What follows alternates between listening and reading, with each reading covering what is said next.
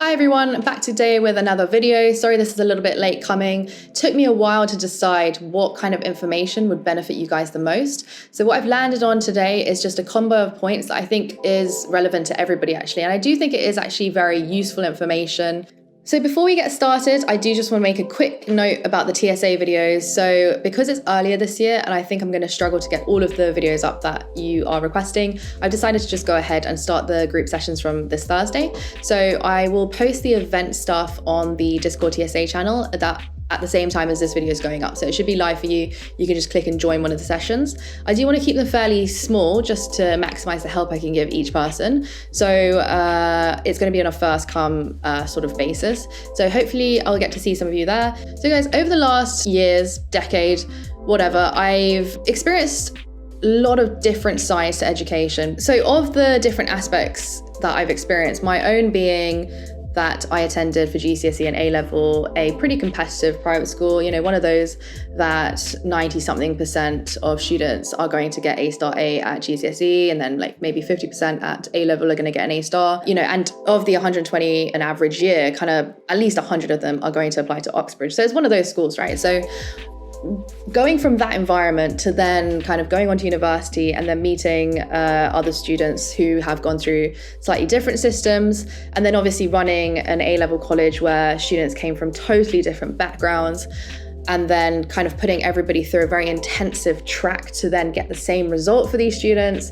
And then now to this point where I'm working with so many different teachers from all these top universities who again have different educational backgrounds, and then having siblings who went to kind of competitive private and then a sibling who went to state school. So I've kind of seen every single bucket of like type of education that you can get. And I think from all of that, what I've drawn together today are just the key points, the key differences that I think everybody should be aware of when they go into an application or just go into A-level year in general, just things that you should know so that you are setting yourself up for the best chance of success. Because when I tell you the experience and the resources that you get at one of these schools compared to just, for example, my brother's kind of state school or other teachers and other friends that I've seen, is just so wildly different that you have to say to yourself, you know, when you see these schools posting results saying, oh, 50% of students got into Oxbridge or whatever, when I tell you that makes sense. Like, it makes sense that happened. And it's also slightly unfair. Obviously it's very unfair actually, but not to ever demean or sort of diminish anybody's hard work, because everybody does of course work extremely hard. But there are just these things where you think to yourself, is this intelligence or is this kind of knowing the right things, having the right bits of information? And I have to say a lot of it does come down to information. That, and then the lack of this kind of mental load that I know a lot of people carry. It's like when you as students have to worry about so much more than just kind of working hard. You've got to worry about, and I'm even just talking purely academically here, like outside of that I'm sure there's loads of stresses on you guys in your lives, but even just academically speaking, not knowing where to apply to, not knowing if it's a good college to apply to, not knowing if your degree is correct or the theories you talk about in personal statements are right, or, you know, just not knowing what goes in a reference, like all of these little bits where you kind of have to guide your own journey. Even that I know can be a huge amount of pressure, and it just means that you're taking away time from what really should be like kind of revision and just like working on your grades to other things where you're just kind of puzzling stuff out for yourself. And in some ways that's actually really great, because when you get to university you've done that kind of like slog of it, so you can just jump straight into it and have a really kind of like easy time working independently, because that's what university asks of you. Whereas I know a lot of people who haven't gone through that do struggle to kind of set themselves on their own track and keep on top of themselves. However, it would still help, because I'm sure that if you've already got that attitude of willing to kind of do everything yourself, make your own path, there's no reason you're not still going to have that same energy, and everybody should just have that information anyway. So I know that was pretty wordy, but that's essentially what I'm trying to get across to you today in this part one video. I just want to start discussing and like talking about some of the things that I just think give people an edge in their applications, and basically that carries on throughout your career and stuff. So hopefully this is helpful to you guys. Even if you do go to a competitive school, it might be something that you still haven't like picked up on, or you're just not aware of. So, you know, I hope there's something for everybody. So I'm just gonna get started and talk about point number one. So guys, I want to start off with, I think, a pretty obvious one. So I know that you're either getting your grades predicted now if you're applying to like Oxbridge Medicine, or maybe they're coming up, or maybe it's next year, whatever it is. Then you've probably gone through the system of talking to your teachers about how these grades are predicted for you. So first thing to know is that obviously there's no one system for these like grade predictions. Teachers, schools, they can decide their own thing. Like they can decide it's based off of this one exam. It can be based off like teachers looking at their kind of assignments they've given out, ranking everybody, and then just assigning grades that way. So it is literally all over the place, which is why the grade prediction is just so wildly inaccurate. Like literally 80% of them are just totally wrong. Of those, obviously the majority is going to be an over prediction. So the first thing is that obviously when you attend a school that is that runs smaller classes, you've got kind of 5 or 6 in a class, you've got a really good relationship with your teacher because you're seeing them all the time. Obviously your performance, their kind of success is tied to your performance. So there's a lot in it for them to kind of help you along and give you the highest grades possible. And then a lot of it comes down to if you just speak to them and you say, hey, I am planning to work really hard. I know right now I'm performing at like a B grade, but I think I could push this up to an A. And you can basically just negotiate and get yourself the higher grade that you want so that you can meet like whatever minimum requirement for whatever university it is, and then just get yourself kind of in that top ranked student kind of cohort.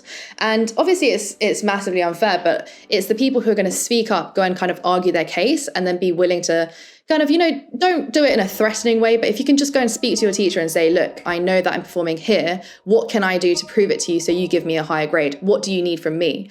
And there's plenty of time to do that. I think if you're doing early applications, then it might be a little bit too late, to be honest. But if you're going for January, there's no reason why you couldn't come back after the Christmas holidays and say, will you let me sit an exam at this point? And if I score, generally at that point, if you're scoring like 85 plus, then it would be kind of a very strong A grade prediction. And then obviously 92, 3 plus, I would, as someone who's done this before, written predictions and things, would be pretty happy to predict an A star. So it works like that, right? It's just you have room for negotiation. So if you're thinking to yourself, oh, I'm so restricted in what I can apply to right now, or like I really want to go here, but I don't have the predicted grades for it, don't just accept it as is. Like maybe you're not going to get anywhere with it, but you can talk to them about it and say, look, you know that most grades are over predicted. I promise I'm going to work hard. If I don't, it's me who's losing out on the place at the university anyway, because you do still need to meet the minimum when you go off to the university. So what is it, what can happen to you, right? It's about my future. So there is room for you to just go and have that conversation. If you care enough to go and do that and they don't hear you out, then I think that's extremely unfair, and you can just honestly like kick up a small fuss about it.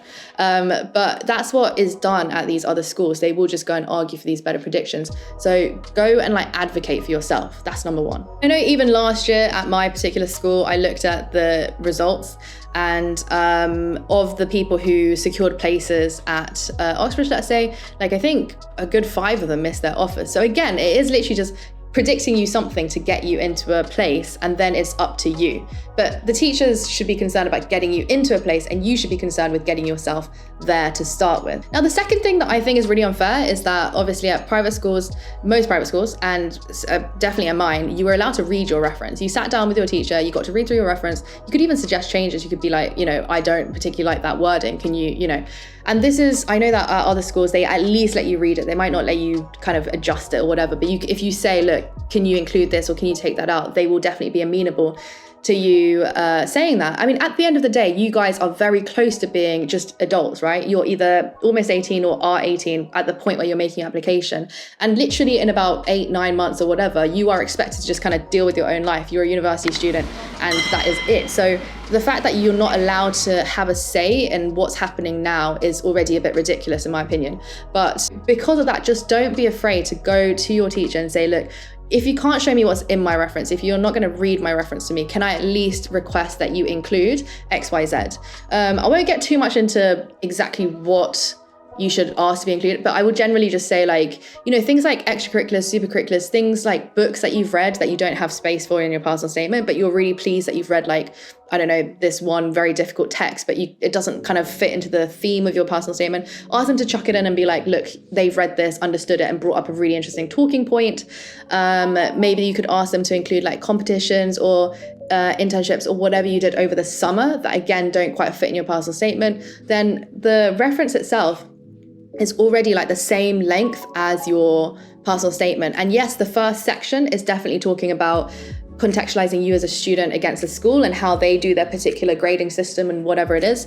But then after that, it's very much like just comments from your teachers about you. And quite frankly, just like facts about, I don't know, math Olympiads and things that you've been a part of, what you've been up to the summer, like in the summer, things like that are going to be a lot more interesting for tutors and give them a much better picture of who you are, as opposed to your teacher just saying like, yeah, they really love mechanics and they're great at it. Like they can already tell that either from your grades or, you know, the fact that you're applying to their course, right?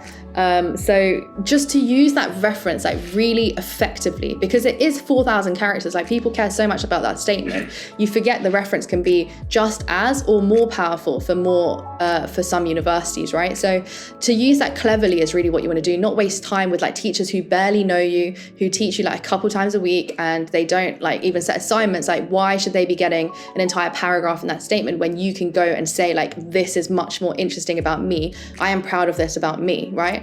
So when I've been writing references, like your only thought is really, how do you give the university the best view of this student? So if they've gone through something difficult, I like to include that and talk about the context of why that might have affected their performance, or how despite that their performance was excellent. So all teachers want to do is just write you the best reference possible. So if you can go ahead and kind of give them things that to include, that's obviously going to really, really help your case. Okay, my third little point is basically, if you are kind of intent on going to like, let's say a well-ranked university, as opposed to, you know, like maybe you have a degree that you're interested in, but you're like, oh, I don't know if I'm fully in love with it, or maybe I might change my mind later, things like this, then in my opinion, I fully support students applying for a less competitive degree at sort of a higher name ranked university, and then basically either doing that course when you're there or just switching into a different course once you get there. And I think, again, it's a really common thought when you go to like a private school or somewhere, they give you more information, that yeah, you can just go into a course that is slightly less competitive and there's actually no reason you can't switch from like English to law, let's say, or like you can't switch from I don't know, a modern language to economics even. Like there's always, once you're at the university, it's kind of like the university's problem. So you go and speak to them. Maybe they might want you to like start from the beginning or something, but like either way, you can go and talk to them about it. And actually one of our platform teachers, who is at Cambridge right now, talks about it a little bit on the podcast that is coming up in the next couple of days.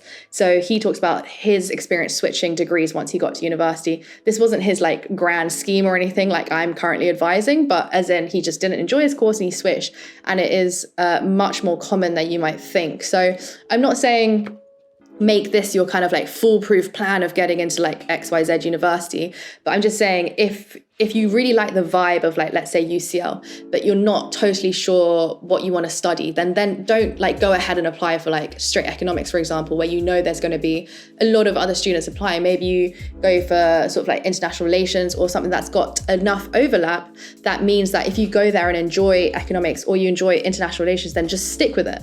But if you find that it really doesn't fit you, there's no reason you can't talk to the department and kind of argue your way into an economics degree. So what I'm saying is, this is like if you look at, again, the breakdown of where these schools are sending their students and for what course, I think you'd be surprised. Like it is just mainly like humanities and things that you can, yes, do well at A-level, but then also you can read enough around the course.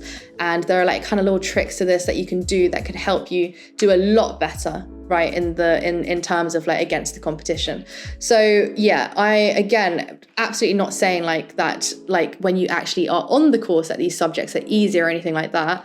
It's just purely in terms of getting into a certain course. Obviously, more people applying to a course is going to make it more competitive.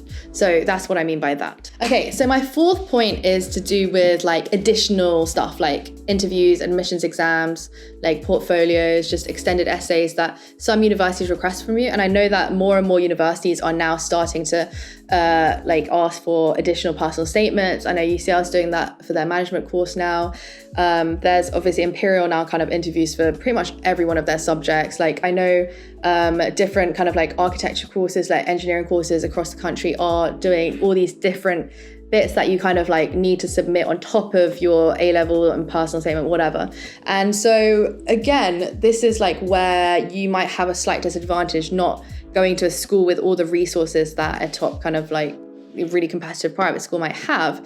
Is that, for example, when I was at school and then everyone was going through the Oxbridge process, we basically get given this book of like all the interview questions that students at the school have had. So for example, like if you think about it, this school's it's pretty old. Everybody's been applying to Oxford for a very long time. And in each year, if there's like 100 students applying for the subject, for the universities, then you can imagine by the time it got to me, it was like a book of just questions for every single subject. Sadly, like the only thing that I will say is like for E&M particularly, there wasn't a lot, because E&M being competitive, again, this is one of those things that you're like advised against. So even when I was applying for E&M, I was very strongly advised to not do that and instead to apply for PPE basically. And again, I mean, I don't even think PPE, like there's so many other elements that you have to prepare for that, but regardless, it's all like a numbers game. Like they think very kind of like, they think about it in sort of a strategy. So they're like, why do that? Just apply for this. And so I quite literally had to like fight and be like, no, I'm just going to apply for E&M. Actually, I'm not really interested in PPE at all. So they will do everything in their power to kind of guide you in a way that gives you the most success. And obviously that's just like a nice thing to do, but at the same time, I don't think that works for everybody. So anyway, get this book of kind of interview questions, and obviously after every single interview, they make you write down the question that you got asked, and it goes into the book that then gets passed on to students. And yeah, that's fantastic, that's great. But obviously interview questions over time, they do get repetitive. So if you've seen like a bunch of them, then the next ones aren't going to be super like, oh my goodness, where did this come from? Like there's going to be elements of like sameness basically. So again, I found that kind of like very, very unfair, because how else would you get access to those kind of questions if your school isn't building up a bank of this? Like maybe some schools are, but from my experience of like talking to everybody else, it didn't sound like there was just like a classic book that everybody got. It didn't sound like you got multiple rounds of interview practice with various different teachers at sister schools and brother schools and whatever. So I think all of those things, it's just like a lot of this kind of interview admissions portfolio. When you just have a bank of information, you can be like, right, this is the right way to do this, or this is what to expect. Obviously, you're going to perform a lot better.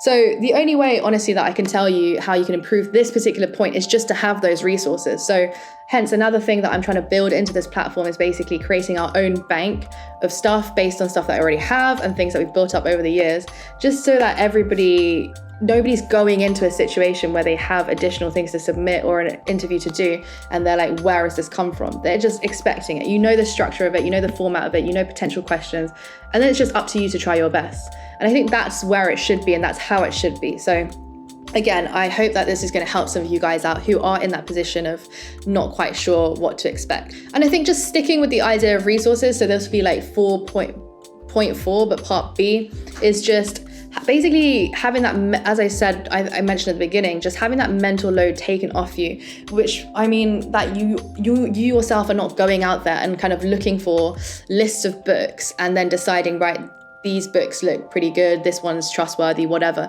And some universities have posted great lists of books, but again, without somebody there to kind of tell you, yeah, choose that one, or like that seems like a good one, it's going to be tricky. You're going to be spending a lot of time deciding to read something, reading it, and then realizing it's not relevant to what you're doing. And all of these things can just cause so much friction. It can be like a real point of pain. So at the A-level college that I run, for example, I just tell them, this is your list of books, this is what you focus on, this is what you're going to include in your personal statement. So then they're completely they're making that time so efficient. So they're just focused purely on, right, I know exactly what I'm doing, and it's just up to me to get through these books and then pull out concepts from them, and then we'll double check the concepts for you and just make sure they're correct and they actually tie in and they're not pulled out of thin air. And then again, it goes through that next round of checking, and so that you just can be really confident in everything that you're producing. And I know, at least for my particular students, that was just a massive help to know that everything you're doing is putting you on the right path.